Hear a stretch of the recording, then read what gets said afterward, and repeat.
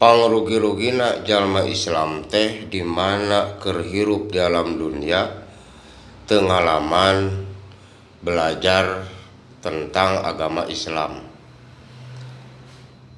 Lain teu bisa tapi teu diajar.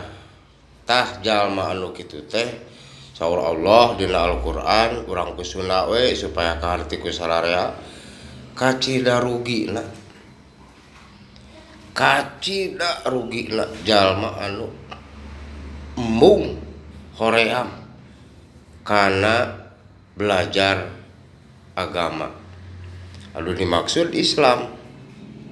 Pan teu saeutik jelema nu lain mah nepi ka hayang bisa tapi karena belajar agama mah teu niat-niat acan, boro-boro hayang, boro-boro diajar niat lagi henteu.